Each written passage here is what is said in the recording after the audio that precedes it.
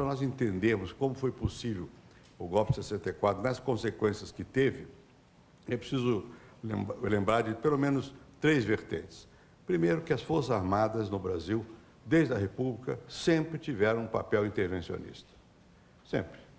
Não só em 89, como é sabido, a pressão militar foi essencial para mudar a forma do regime, da monarquia para a República, como depois, mesmo em plena República, sempre houve um componente militar muito ativo e que mais adiante se transformou mesmo em alguns movimentos de tipo revolucionário, em 1922, em 1924, depois em 1930. Em todos eles, na verdade, uma parte das Forças Armadas tentava se aproximar de algumas forças políticas, criticavam as forças dominantes, o que chamavam de oligarquias, ou dos cartolas, mais expressivamente, em certa altura, e houve sempre uma certa divisão também dentro das Forças Armadas. Depois de 30, outra vez, vitorioso o movimento de outubro de 30, que foi uma junção de setores militares que vinham lutando desde antes contra as oligarquias, que se juntaram depois com as oligarquias, Getúlio foi a expressão disso. Continuou havendo uma divisão grande nas Forças Armadas e um papel muito ativo das Forças Armadas. Durante todo o período Getúlio, basta ler as memórias dele, o tempo todo ele está falando de conspiração aqui, conspiração ali, um regimento que vai se sublevar, um militar que vai querer fazer isso ou fazer aquilo.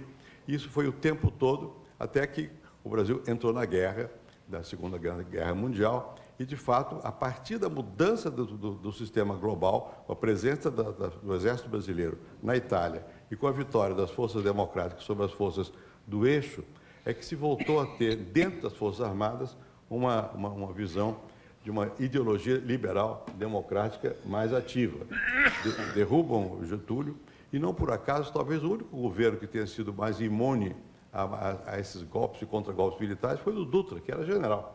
Ele próprio tinha o apoio automático, ele tinha sido chefe militar, um dos principais no tempo do presidente Vargas, e foi eleito presidente da República. Porque logo em seguida nós vamos ver de novo, volta Getúlio, e se vê de novo os militares, outra vez, com um sentimento dividido entre eles, e um sentimento de que cabia a eles o papel de conduzir o país. Essa ideia é antiga, isso vem desde o fim da Guerra do Paraguai. É uma ideia de que os militares são como que sacerdotes da pátria e que eles se opõem aos políticos, porque os políticos não são capazes de levar a pátria aos seus verdadeiros destinos. Tem desconfiança do mercado, porque o negócio é uma contradição para os militares, não aceitam o mercado. É Estado. E o Estado que tem que se ligar ao povo. Isso é uma ideologia que permeava muito as Forças Armadas e que a essa ideologia se contrapôs a ideologia depois da Segunda Guerra, que era mais liberal-democrática, de um outro setor das Forças Armadas. Mas mesmo no período do Getúlio, o tempo todo houve essa tensão muito grande. A política se desdobrava nos quartéis, e simbolicamente nos clubes militares, especialmente no Clube do Exército, no Clube Militar. E nesse período, houve também, dentro das Forças Armadas, no tempo do Getúlio, houve uma briga muito séria, porque houve a decisão de fazer o acordo militar Brasil e Estados Unidos, que foi feito, não me lembro, se em 1950 ou 51.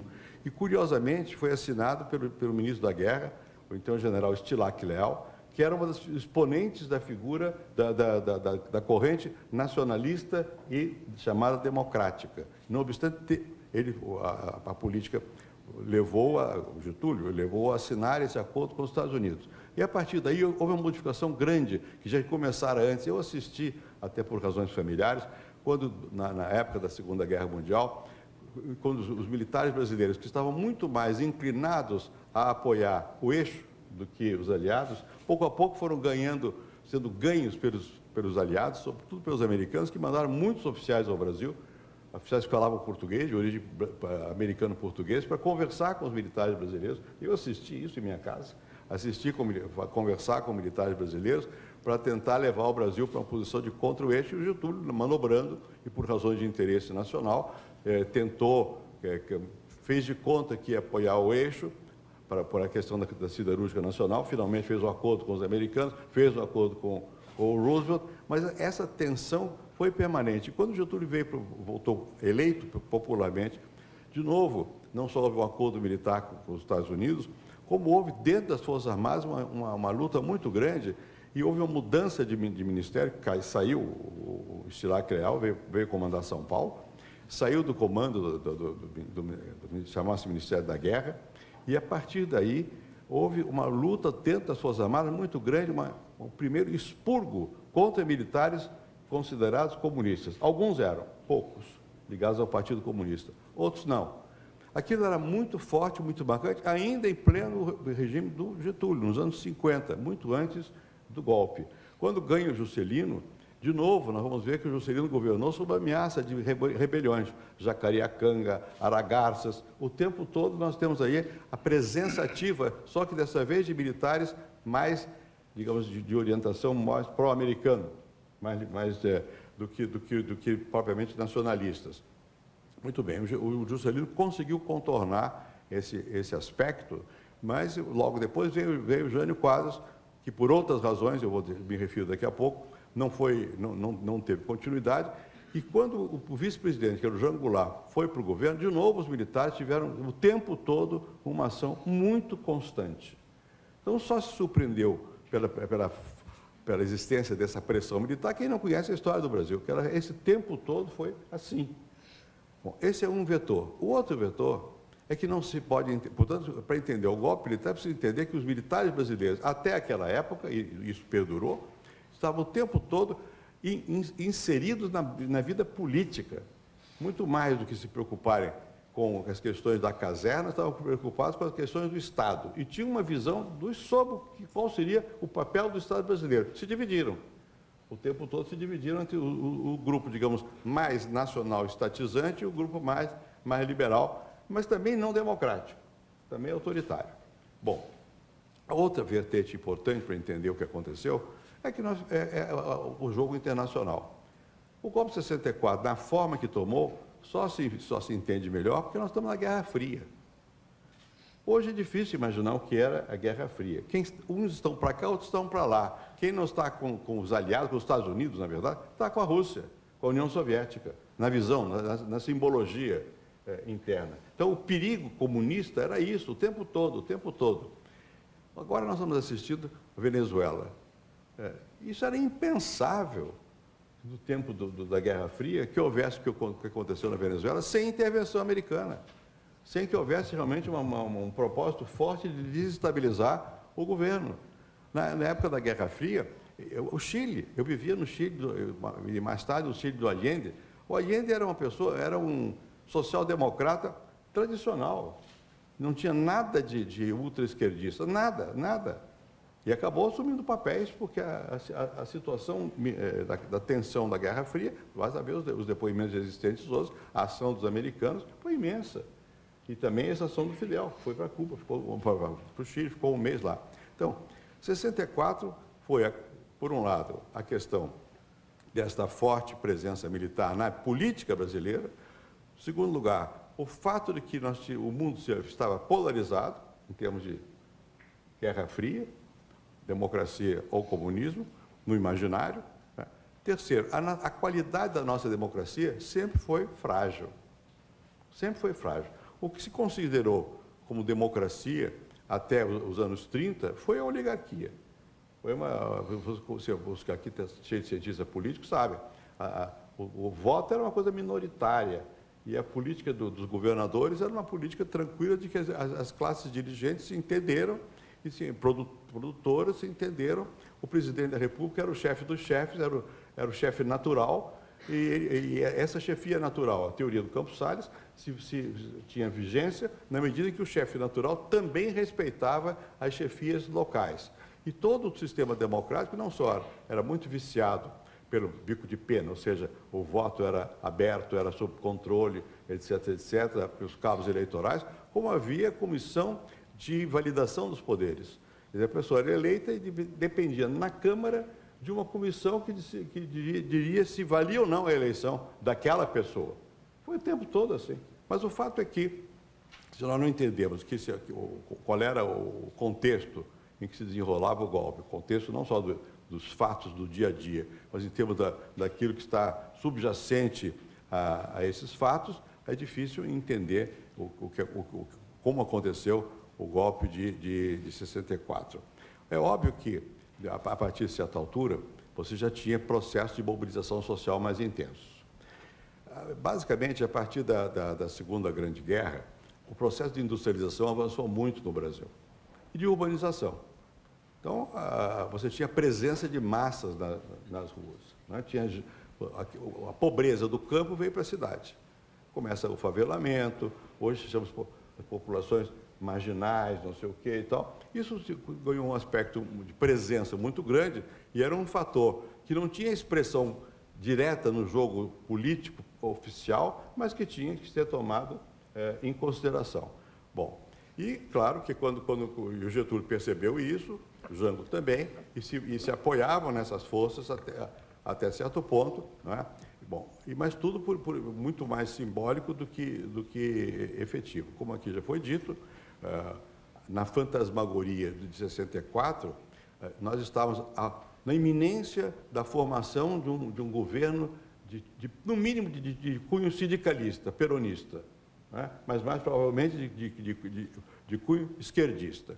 E o Brizola era a expressão maior disso, porque é uma retórica muito poderosa que ele tinha. Então, ele substantivava para o outro lado: olha o perigo aí, o perigo é vermelho.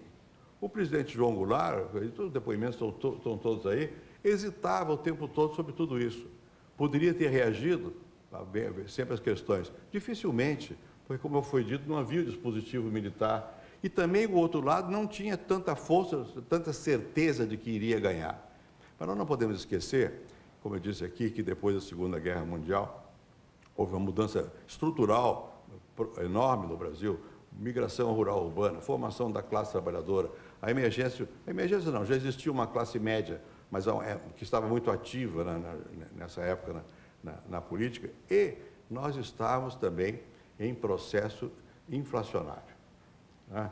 Precisa não esquecer que no interregno do Juscelino, quando foi o momento em que dava a impressão de que nós íamos firmar finalmente as formas democráticas, e que seria possível a definição de outros que não eram inimigos para serem eliminados, eram partícipes de um jogo que não podia ser de antemão previsto.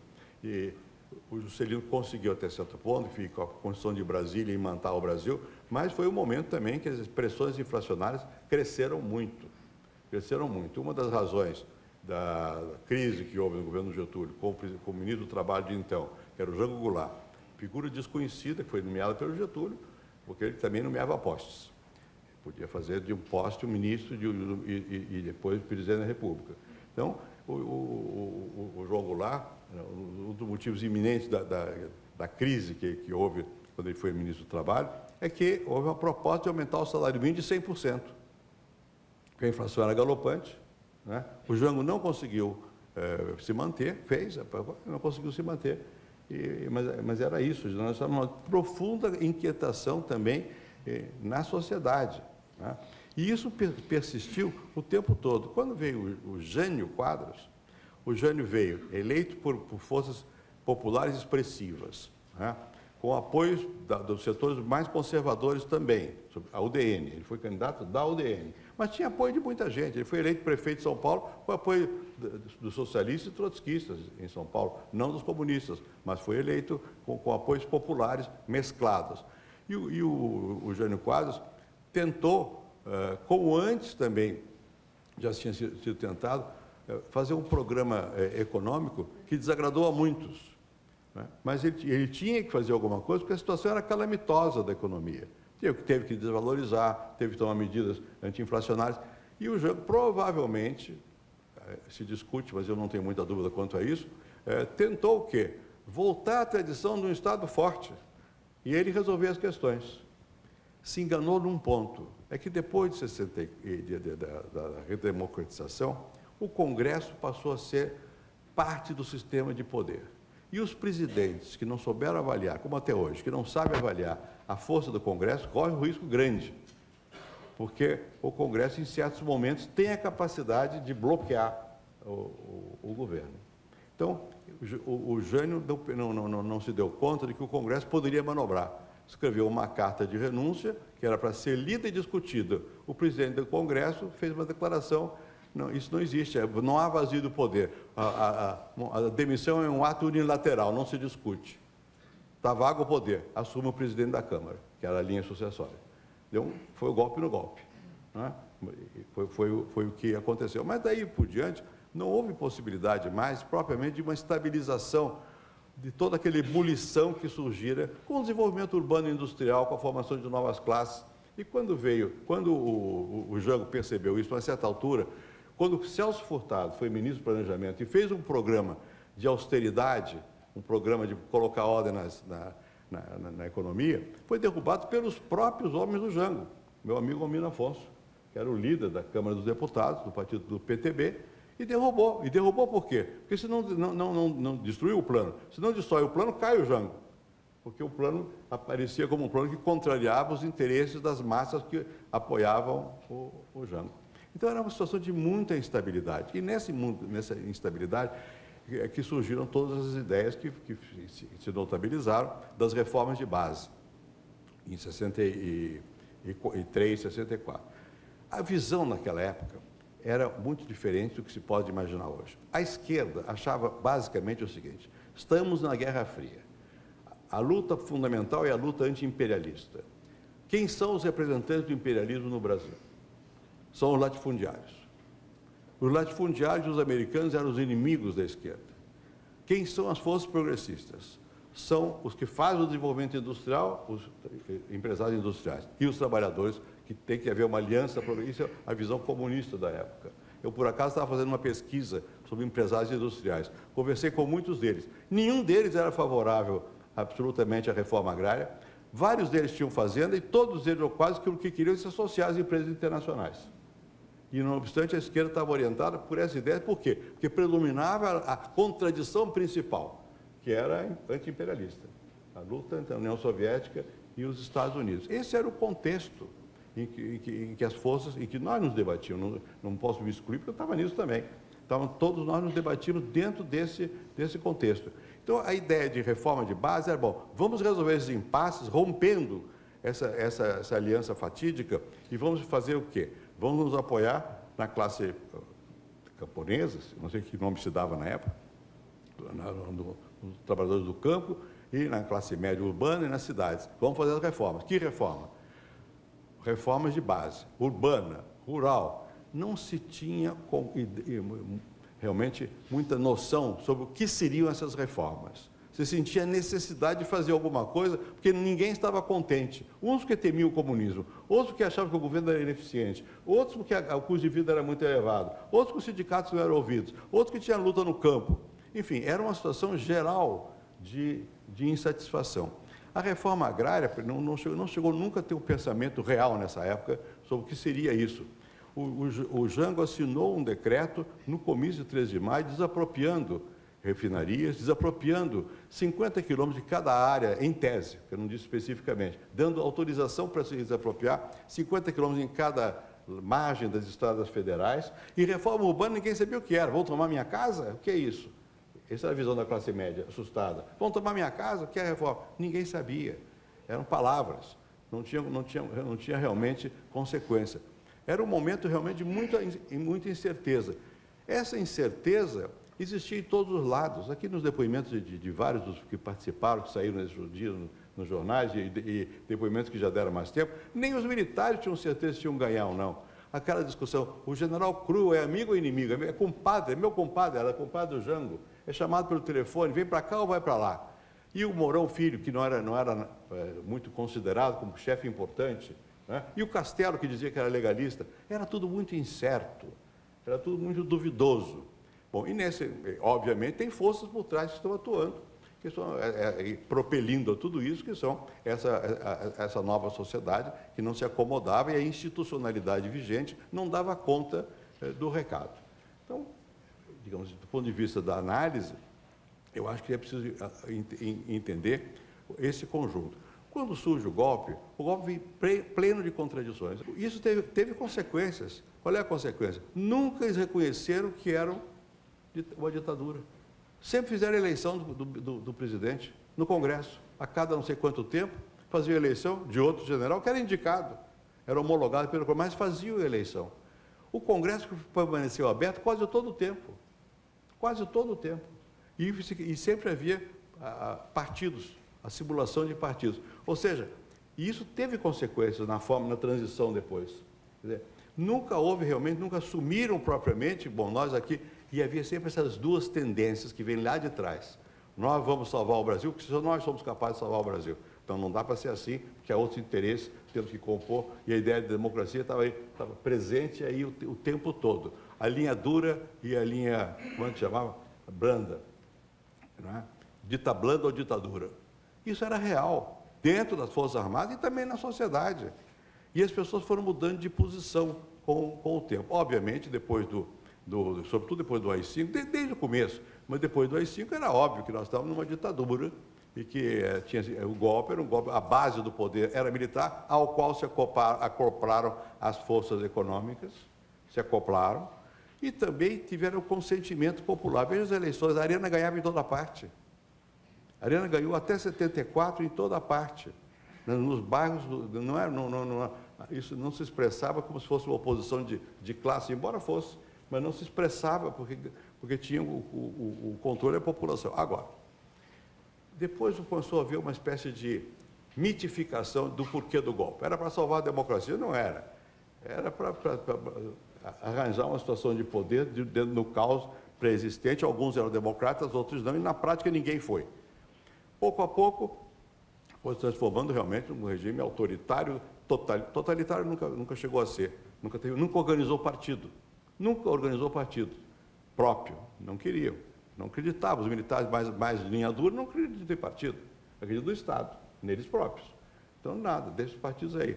Bom, mas nunca houve propriamente uma clareza sobre esse processo, mas foi caminhando nessa direção, indiscutivelmente, e com apoio, como eu disse aqui, dos setores empresariais importantes, com as bênçãos internacionais, porque na Guerra Fria não foi. Eu vejo declarações, não, mas os americanos não chegaram a descer do Equador com o navio que estava... Não chegaram a descer do Equador porque eles ganharam aqui. Se não tivessem ganho, desceria do Equador aqui, porque era uma questão de guerra mundial, estava nessa concepção. Nós nunca podemos perder de vista esse jogo de poder, que não é um jogo só local, é um jogo mais global. Não é? E quando você esquece disso, fica pensando que fulano falou com o Beltrano, esse era a favor, aquele é contra. É mais complicado do que isso. Mas o fato é que essa indefinição da linha dos que iniciaram o golpe se perpetuou o tempo todo. Bom, não quero cansá-los com muita falação. Isso se refletia em todos nós. Vou dar um exemplo concreto. Eu estava no Rio de Janeiro no dia 13 de março de 64, na casa do meu pai, que morava aí no Arcoador. Bom, eu ia tomar um trem para São Paulo. Naquela época ainda se usava trem. Bem, então, eu passei pelo comício do 13 de março. Copacabana inteira, a orla toda do Rio de Janeiro, ou seja, a zona onde morava a classe média alta, os ricos, todos tinham vela acesa na janela. Quase todos, meu pai não tinha, quase todos. Vela acesa na janela. Por quê? Estavam contra o Jango. Quando passamos no comício, o comício era gigantesco. Eu tomei o trem, vou contar uma pequena história, porque são detalhes, mas são saborosos. E, por acaso, nesse trem, estávamos vários amigos. Estava José Gregório, que depois foi meu ministro da Justiça. Plínio de Arruda Sampaio, que tinha sido meu colega do curso primário, e que estava nesse trem também. E depois o Marco Antônio Mastrobuono, que mais tarde se casou com uma filha do Gênio. E nós no trem considerando o que vai acontecer. Alguns achavam que o golpe era do Jango. Do Jango. Nós todos achávamos que íamos acabar mal. Acabamos. Pelo menos eu e o Plínio fomos exilados. O Plínio foi parar lá em casa, 6 meses depois que eu cheguei ao Chile. Bom, eu voltei para São Paulo. Nas antevésperas do golpe, na USP, na Rua Maria Antônia, aqui ao lado, tinha uma reunião dos professores, dos assistentes, exaltados. Bom, eu tinha uma certa influência, né, dos professores e tal, nos assistentes, nos alunos. Eu fiquei assustado. Não vou citar nomes, porque são muitos dos meus mais chegados amigos. A maioria achava que o golpe era do Jango. Eu telefonei para um amigo meu, que era professor da medicina, Luiz Aldebrando Pereira da Silva, e que era ligado ao Partidão. Digo, Luiz, vem para cá, porque vai sair um manifesto contra o Jango, na USP, na Rua Maria Antônia, aqui ao lado. Nós não tínhamos, ninguém sabia bem de que achávamos todos, a situação como está não vai ficar. Vem um golpe.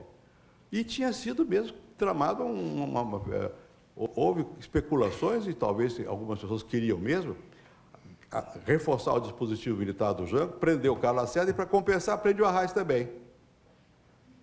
O Jango não concordou com nada. O Jango não concordou com nada, em nenhum momento, nem para cá, nem para lá. Mas sempre temeroso, nunca foi também de ir contra as forças populares. Mas era esse o clima. O clima era tão louco, é pena que não seja o Leôncio por aqui, Leôncio Martins Rodrigues, que o Bento Prado, já falecido, o Leôncio, eu e o Paulo Alves Pinto, que era genro do Caio Prado, nessa madrugada, não me lembro exatamente, tomamos um jipe para ir para o aeroporto de Marte, porque o Paulo Alves Pinto era sobrinho do general Osvino Alves, que era um forte homem pró-Jango, e dizia que havia uma reação no Rio Grande do Sul, e nós que nunca demos um tiro em ninguém, íamos tomar um avião para ir para o Rio Grande do Sul para lutar. Pessoas tão pacíficas quanto esse que eu citei aqui. Os que conheceram o Bento, imaginam o Bento dando tiro. Ou eu. O Leôncio é mais troglodita. Pode dar. Pode dar tiro. Mas esse era o clima que nós vivíamos, de incerteza. Né? O que vai ser o dia de amanhã? Quero que mostre para ver o clima psicológico que nós vivíamos. Bom, eu não vou entrar em detalhes, afinal eu fui-me embora, fui para a Argentina, protegido por um amigo meu, Maurício Segal, que arranjava todos os nossos mecanismos de sair do Brasil. Bom, fui para a Argentina, aí fui convidado para ir para o Chile, fui para o Chile, chegou o Celso Furtado lá, mais o Verfó, que já estava no Chile, e o Brasil é o Brasil. O cônsul do Brasil no Chile era meu primo. Então, na casa do cônsul do Brasil do Chile, coitado, ele padeceu depois por isso, nós nos encontrávamos, tomava para sábado, feijoada, aquela coisa de brasileiro no exterior.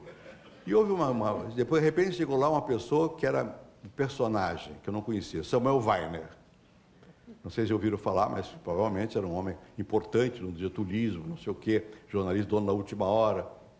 O Samuel Weiner, uma noite, saiu comigo no Chile, fomos tomar caçuela de marisco, que é uma sopa que tem lá. O Santiago era muito triste, numa taverna lá de Santiago, ele chorava. Dizia, olha, eu já fui exilado uma vez pelo Getúlio, agora outra vez, e numa reunião na casa desse meu primo, cujo pai foi ministro da guerra, do Getúlio. Bom, numa reunião lá, estavam discutindo, vai durar ou não vai durar? O mais pessimista, o mais realista de todos, o mais sabido de todos nós, sempre foi o Celso Furtado. O Celso disse, não, isso é coisa para 2 anos. Nós ficamos loucos contra ele, como 2 anos? Não vai durar.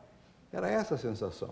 E aqui também era coisa. Pouco a pouco nós vamos ver, aí nós vamos vendo que as coisas eram diferentes. Aí começa uma outra etapa, começam as explicações do golpe.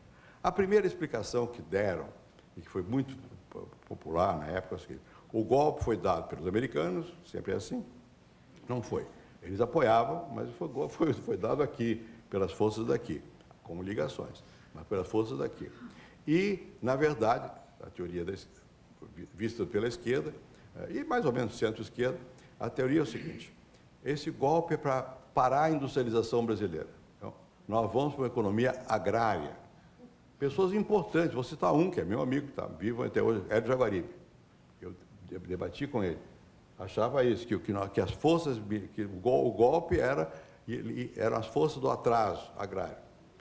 Bom, para reconhecer que estava havendo crescimento industrial, levou muito tempo. Estava. Eu fui uma vez a um seminário no México, em Oaxaca, com Otaviani, que era meu colega, e outros mais. Eu e o Otávio brigamos muito lá, teoricamente.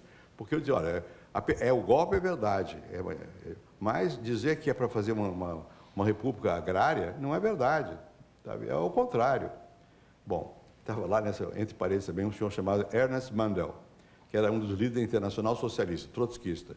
Eu paguei um preço alto por ter estado nessa reunião, porque como eu era mais ou menos gentil, espero que ainda seja, eu carreguei a mala desse senhor no aeroporto, tirar uma fotografia. Quando eu fui para o Oban, como nós 3 aqui fomos, capuz na minha cara, achava que eu era trotskista. Porque eu tinha lá, eu estava com Ernest Mandel. Bom, não tinha nada a ver com isso. Bom, mas o fato é que essa discussão durou muito tempo, até nós entendermos qual era o processo, o que estava acontecendo, foi muito difícil para processar na nossa consciência, intelectualmente, que o golpe era o golpe, mas o golpe não era para levar o Brasil para o atraso, era por outras razões, e como é que isso foi se transformando. Enfim, foi um processo muito penoso para todos nós. E nessa altura, quando o golpe já estava avançado, já tinha o regime autoritário avançado, né, no meado dos anos 70, quando nós estávamos crescendo a 7% ao ano, consistentemente, durante uma década, falávamos do milagre brasileiro, bom, e que a Arena ganhava em toda parte, nós fizemos um trabalho lá no SEBRAP, a pedido do cardeal Dom Paulo Evaristo Arnes, sobre São Paulo, crescimento e pobreza. Então, agora todo mundo está gravando o golpe. Pois bem, todo mundo, os que são de conservadores. São Paulo, naquela época, os dados mostravam, tudo na área social, tudo foi para trás. Tudo foi para trás. O grande crescimento da década de 70 se deveu ao fato de que o Estado tinha capacidade de impor impostos, recolhia esses impostos, não dava nada para o social e investia produtivamente nas grandes empresas estatais. Então essa é um grande salto, mas o custo foi altíssimo. O custo social foi muito elevado, independentemente do custo político, da repressão, que nós todos, ou muitos de nós, passamos em graus diferentes por ela. O povo pagou um preço alto também. A educação não melhorava, a saúde não melhorava, tudo. O que é que melhorava? A economia crescia. É aquela visão, é até uma injustiça, soviética, produtivista. O importante é o PIB. O PIB em 70 disparou. E, evidentemente, quando o PIB dispara, alguma coisa sobra para a população, melhora, ou crescem novas forças e tal. Mas isso é uma ilusão, quer dizer. Aí, o golpe era indispensável. Tem um amigo nosso, já morreu, Guilherme Odono, um grande sociólogo, trabalhou no SEBRAP, argentino. Ele desenvolveu uma teoria dos regimes burocráticos autoritários. Que era burocrático, era. Autoritário também era. Mas a teoria era a seguinte: esses regimes só existem assim porque é uma fase da acumulação do capital. É preciso que haja esse regime para que o capital se acumule. É outra falácia, quer dizer, é um mecanicismo. Coincidiu que sim, que acumulou capital, mas nem foi feito para isso, nem era inevitável que fosse burocrático autoritário para haver acumulação de capitais. O que houve foi uma transformação do mundo que hoje se chama de globalização e que deu um enorme momento de produtivo, de investimento, os preços das mercadorias se alteram. Muito do que acontece na economia não são os governos que fazem, são circunstâncias que são mais globais, aí, do movimento realmente do capital e tudo mais. Também teve um momento de queda, não digo no período do regime militar. Quando? Quando houve a crise do petróleo. E quando a inflação, que começara antes, foi contida no período do Castelo Branco pela Bulhões e o Campos, mas voltou a crescer. Mais adiante, você teve dois fatores tremendos, tinha a inflação e tinha a crise do petróleo. E o Brasil, nesse tempo, não produzia petróleo, até hoje importa, mas naquele tempo importava muito mais, e nós tínhamos menos recursos para importar. Isso levou a dívida externa lá para o infinito. Esse é o problema da dívida que todo mundo... Agora acabou, por quê? Porque houve uma mudança, porque a China subiu, mudou o preço de relação de commodities e matéria e produto industrializado. Todos os países da América Latina se livraram da dívida. Naquela época, todos ficaram endividados. A gente pensou, governo tal, governo qual. Não, são circunstâncias mais gerais. Então, quando chegou numa certa altura, curiosamente, o governo Geisel, em 78 a primeira crise de petróleo, 82 a segunda crise de petróleo, e aí já não era mais Geisel, já era Figueiredo, e mais inflação, aí de novo se criou uma instabilidade que ninguém aguentava mais, e deu direta já, greve de Osasco, greve do ABC, essa coisa toda, e se criou condições para outra vez tentar criar um regime democrático. Eu espero que o regime democrático estabelecido na Constituição de 88 tenha maior consistência. Outro dia eu dei uma entrevista, acho que foi à Folha, ele diz, olha, eu espero, mas essas questões a gente tem que olhar com atenção. Não porque possa haver um novo golpe militar, sob a forma militar.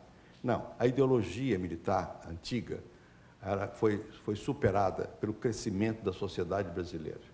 A ideia de que só os militares podem levar o país para adiante, hoje não tem mais o apelo que tinha num país pobre como era o nosso, que dependia só do Estado. Agora não é só o Estado. E além disso, houve uma mudança, não vou entrar em detalhes, na formação dos militares, etc., etc. Mas também é verdade que a forma pela qual a nossa democracia está se consolidando é uma forma complicada. Eu tenho repetido isso, que é muito simples de perceber. 20 e tantos partidos do Congresso, mais de 30 partidos, 39 ministérios, como é que faz? Como é que funciona isso aí? Então, nós ainda temos que prestar bem atenção, porque temos que melhorar as instituições.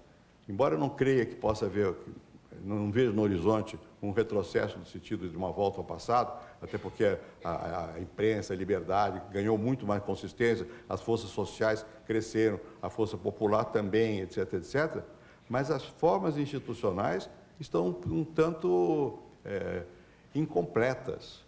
A demora de decisões, a dificuldade de fazer com que o Congresso entre na agenda nacional, ou que a agenda nacional seja realmente nacional, seja debatida. De novo, nós temos tendências parecidas com o período do regime Geisel, de grandes projetos de impacto. Naquela época se fez a Transamazônica, a Ferrovia do Aço, eu não vou fazer os símiles, só o trem rápido Campinas-Rio, que devia estar pronto há 2 anos. Né? São projetos para incentivar a retórica nacional e que não é que as pessoas não querem, como queriam a Transamazônica, queriam tudo, mas não tem consistência. E isso demonstra que realmente nós ainda não conseguimos criar um sistema político que seja capaz de, enfim, ter uma correspondência mais adequada com a realidade nacional, com as aspirações e tudo mais. Não digo isso para desanimar, eu acho que nós melhoramos muito, nós temos um regime de liberdade, isso é indiscutível, não há ninguém conspirando contra o regime democrático, nem coisa nenhuma, as instituições estão funcionando, foi dito aqui, dos poderes separados, etc., etc., mas essas questões sempre são sujeitas é preciso que estejamos persistindo na melhoria das instituições e na difusão de certos valores. E, obviamente, o grau de desigualdade, embora tenha diminuído, é muito elevado no Brasil. E a ideia básica da democracia, que é a igualdade perante a lei, até hoje não é quase, estamos chegando lá, mas estamos longe. Nós não somos propriamente iguais perante a lei. Quando se condena alguém que é importante, o país comemora. Que é isso? Devia ser rotina, ainda não é. Quer dizer, nós ainda temos que continuar lutando muito. E aí, eu nunca fui da UDN, nem tem nada a ver com isso, ao contrário, mas eu acho que a liberdade requer eterna vigilância. A democracia também requer eterna reconstrução. E não pode, e nós estamos assistindo agora, bom, não vou entrar nesse que é outro tema, a sociedade é outra hoje, as demandas são diferentes hoje, e demandam mais, de mais qualidade, e ninguém pode fazer mais sozinho, vai ter que ter mais escuta, mais capacidade de ouvir, e isso dá trabalho, isso é difícil, institucionalmente é difícil, pessoalmente é difícil para quem comanda o Estado, né, se submeter a crítica contínua, e vai ter que ser assim. Isso não é pior, é melhor, mas vai ter que ser assim. E eu espero que o que aconteceu em 64, agravado em 68 e por aí foi, sirva de exemplo. Acho muito importante que se mencionou essa Comissão da Verdade, porque está se vendo que é possível apurar mais coisas, né? Mesmo quando você pensa que não dá. Eu mesmo achei que era impossível, não tinha mais o que apurar. Tá, estão apurando. Né? Eu apoiei a Comissão da Verdade, obviamente. Mas eu acho que é importante não por vendetta, mas é importante para a memória, é importante para que não se repita, e também é importante para que a ideia de impunidade não seja uma ideia que possa compatível com uma sociedade realmente democrática e livre. Era o que eu queria dizer aqui, muito rapidamente. É muito difícil para um professor falar de teatro, porque a gente está acostumado a olhar na cara dos outros e ver, conforme a reação, o que nós vamos falar. Mas, como não tem solução, eu trouxe um texto a ser lido. Mais ainda, eu imaginava inicialmente dar um testemunho, mas eu tenho lido tantos testemunhos que eu acho que a dose está encerrada. E resolvi, então, simplesmente refletir, do ponto de vista da filosofia, o que pode ter sido o golpe e esse fato político como tal. Em 64, o golpe estava no horizonte. A política se radicalizava. Cada lado viu o outro como empecilho a ser removido. E os lados eram muitos. Novas demandas, novos agentes entravam em cena, sem que tivessem seus papéis previamente delineados. Em que medida o jogo político deveria ser ampliado para que fossem reconhecidos como interlocutores legítimos? Eu e muitos de meus colegas que giravam em torno das faculdades da Rua Maria Antônia, vimos essa crise particularmente pelo prisma da luta de classes, resultante de um processo de modernização capitalista da economia e da sociedade brasileira, que lançava na arena novos interesses e novos agentes. Desde a posse de João Goulart, cada dia se tornava mais evidente que uma ruptura da legalidade se impunha para que as reformas de base pudessem ser feitas, permitindo que as novas demandas e os novos agentes pudessem participar do jogo político. E, aos poucos, essa radicalização assumia a forma de um confronto entre esquerda e direita, reformulando entre nós a polarização da Guerra Fria. Sob esse aspecto, a primeira fase do golpe foi uma espécie de reação de um grupo que temia ser excluído da cena política. Um excluiu o outro com medo de ser excluído, mas esperando reformas sem tocar na estrutura política profunda, sem ameaçar os privilégios de classe. Excluindo os novos agentes, as organizações camponesas, o sindicalismo iniciante e os estudantes, tornava-se possível reformar a agricultura, lançar a indústria num novo patamar, fazer a reforma universitária. A radicalização da luta política transformava o outro num empecilho a ser removido. O perigo estava nas novas demandas. Novos agentes entravam em cena, sem que tivessem seus papéis previamente delineados. E para não ampliar o jogo político, o golpe, do ponto de vista dos golpistas, deveria ser rápido, cirurgia para que as novas demandas fossem feitas pelos canais já traçados.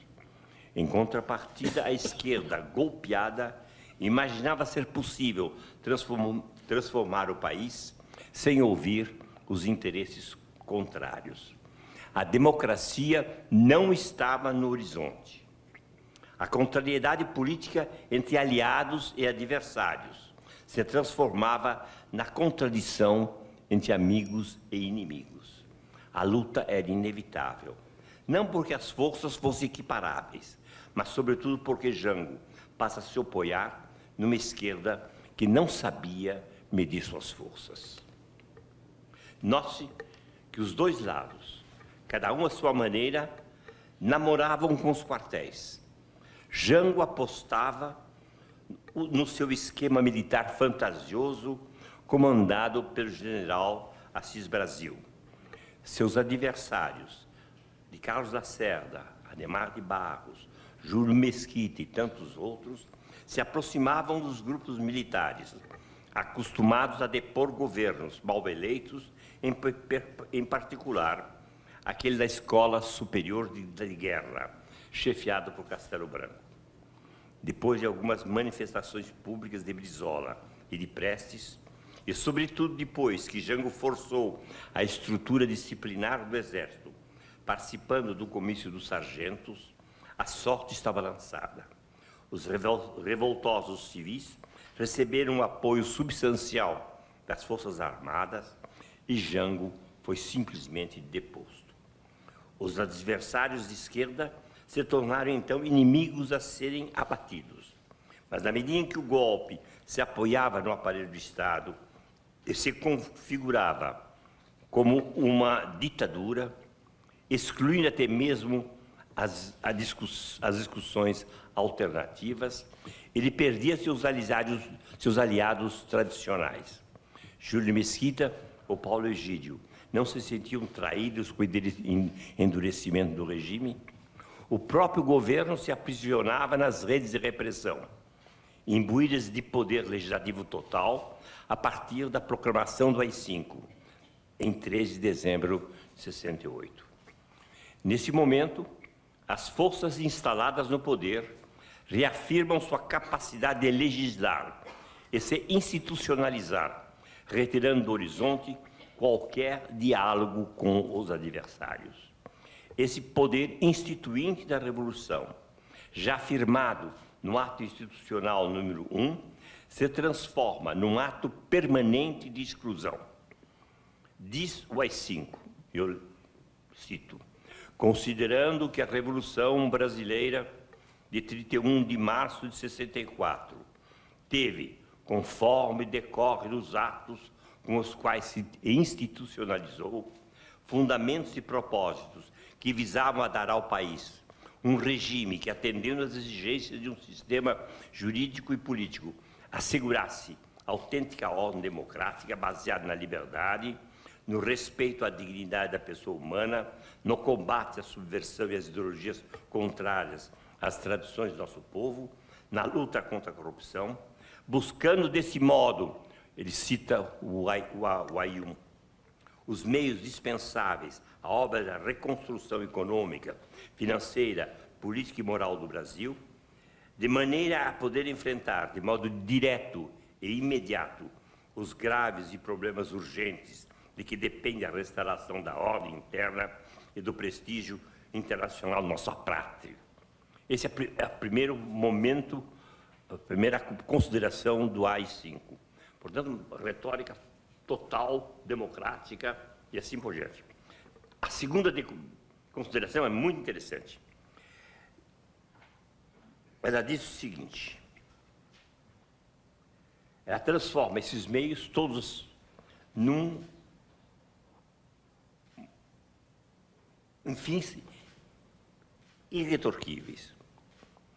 Diz, considerando que o governo da República é responsável pela execução daqueles objetivos e pela ordem de seguranças internas, não só não pode permitir que pessoas ou grupos antirrevolucionários contra ela trabalhem, tramem ou ajam, sob pena de estar faltando a compromissos que assumiu com o povo brasileiro, bem como porque o poder revolucionário, ao editar o ato constitucional número 2, afirmou categoricamente que, ela cita, não se disse que a revolução foi, mas que é e continuará.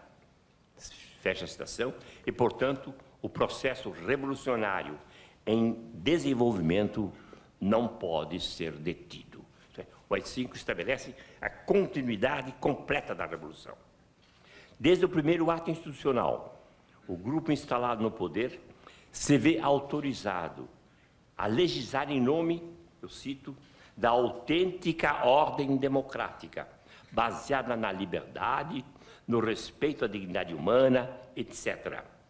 Mas instituindo-se legítima e legalmente como instrumento de destruição daqueles que tramam contra a ordem revolucionária.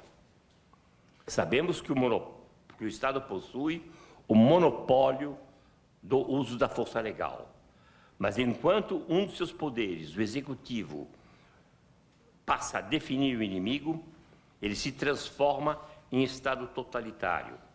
A divisão dos poderes é essencial para a democracia. Somente ela assegura que o inimigo seja posto tão só como adversário. Somente ela assegura que a diferença entre o governo e a oposição se mantenha no nível da contrariedade e não desande para o nível da contradição. Noutros termos, a divisão de poderes na democracia coloca entre parênteses a contradição entre amigos e inimigos, entre nós e o outro absoluto, permitindo que eles convivam num plano comum, o plano da contrariedade.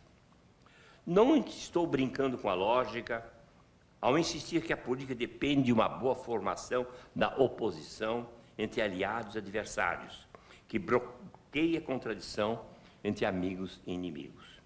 Também não estou pensando a contradição simplesmente como uma oposição radical entre P e não P, entre duas proposições, como se já existisse o domínio prévio formado pelas oposições e pelas proposições. O contradizer político abre a clareira da luta e desenha os inimigos como aliados e adversários. Para mim, não tem sentido procurar, por exemplo, o terreno comum entre PT e PSDB, que permitisse uma aliança nacional em vista do bem público, na medida em que esse bem público é desenhado pela luta e pela iminência da guerra civil. Insisto nessas considerações lógicas, na tentativa de mostrar que a política é mais que um fato positivo, porquanto entrelaça decisões que precisam ser pensadas segundo uma lógica própria. Se essa lógica exclui a contradição, se a lança no limite do pensável, o jogo político passa a ter no horizonte uma universalidade limitante, seja a forma de um contrato social, seja sob a forma de uma autoridade de princípio. Nos dois casos, desaparece o contradizer como possibilitação inerente à luta política, que assim é pensada como fato natural. Os leões não fazem política. É exatamente nesse sentido que eu queria mostrar e levantar a lebre para vocês, de que, enquanto nós não pensarmos a política como um fato que institui as disparidades e que nós não podemos imaginar simplesmente a disparidade como sendo assumida por um projeto nacional que exclui o outro, nós não teremos política. Isto é, a política não é um fato positivo, mas é um fato que, além de tudo, estabelece contradições e que hoje nós não podemos esquecer dessa contradição fundamental, senão nós iremos também caminhar para uma espécie de negação da política como tal. Acho que era basicamente esse alerta que eu queria fazer e acho que basta. Obrigado.